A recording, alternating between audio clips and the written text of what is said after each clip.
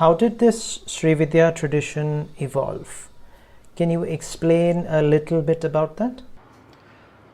Sri Krama, also known as Tripura Krama, is a Shakta tradition that originated from the Shaiva system, Shaiva Darshana, that was prevalent in the Kashmir Valley. This Sri Krama or Tripura Krama seems to have evolved from the Tantric Yoga of Kundalini Sadhana, which was well established in Shaiva Tantras and the teachings of ancient Shivacharyas.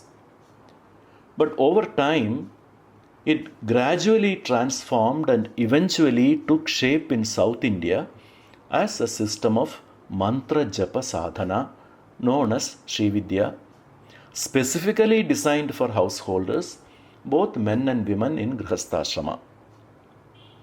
Now, if you think about it, the original Tantric Yoga, cleansing the nadis, opening the chakras, and awakening Kundalini Shakti, was probably never meant for family life. These practices demand intense physical and mental discipline, something only dedicated yogis could truly commit to. So it is quite likely that over time the system was adapted to be more accessible, making it possible for even non-Vaidika householders and women to practice. After all, Tantra's core principle is inclusivity, welcoming all regardless of class or gender.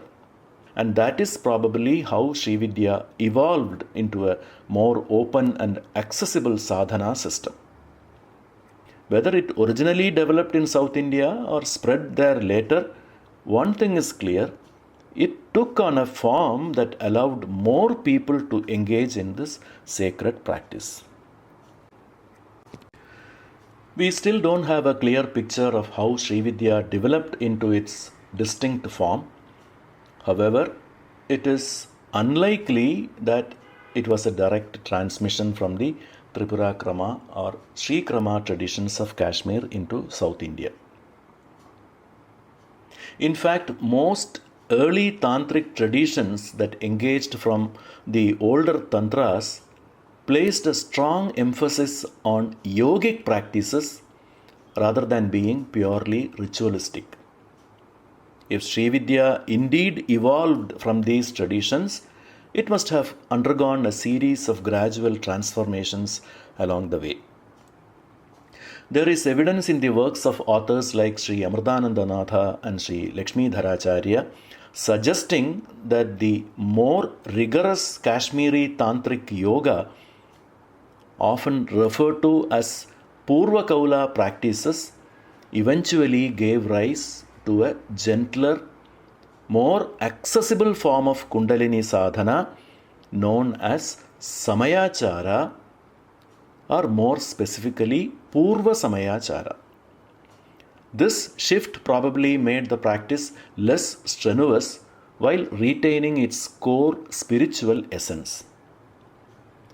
But still, it remains unclear whether householders and women were included in this version of Samayachara as elaborated by Sri Lakshmidharacharya, or if it was moderated at all or simply transformed into another rigorous system.